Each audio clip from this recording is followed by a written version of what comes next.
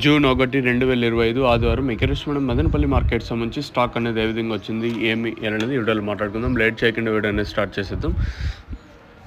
మనం ముందుగా స్టాక్ విషయం తెలుసుకునే ముందు మీరు ఇంకా ఛానల్ని ఫస్ట్ టైం కానీ చూసండి, అలాగే సబ్స్క్రైబ్ చేసుకోకుండా చూస్తుంటే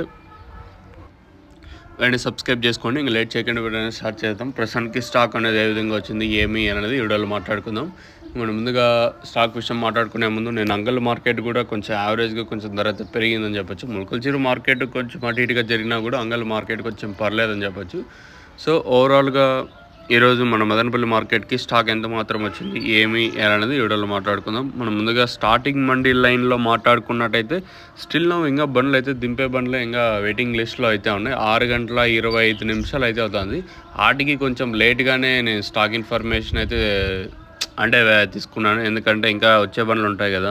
సో 6:25 వరకు వచ్చిన స్టాక్ ప్రకారం నేటితో పోల్చుకుంటే ఈరోజు దిగుమతి పెరిగింది. లైన్లో వచ్చేసి స్టార్టింగ్ మండీ లైన్లో నేటితో పోల్చుకుంటే దిగుమతి పెరిగింది.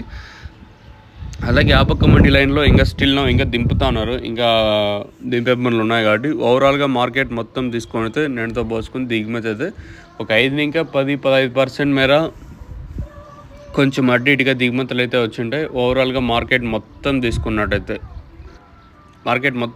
నేటితో పోల్చుకుంటే ఒక 5-10-15-20% మేర కొంచెం అడ్డు ఇటుగానే దిగుమతులు అయితే వచ్చాయి. ఈరోజు కూడా దిగుమతులు ఏమాత్రం తగ్గలేదు. మన మదనపల్లి మార్కెట్కి వచ్చేసి ఎక్కువగానే దిగుమతులు అయితే వచ్చాయి.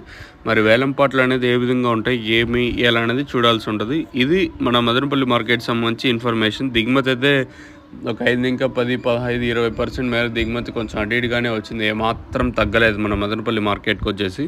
మరి వేలంపాట్లు అనేది ఏ విధంగా ఉంటాయి ఏమి అనేది చూడాల్సి ఉంటుంది.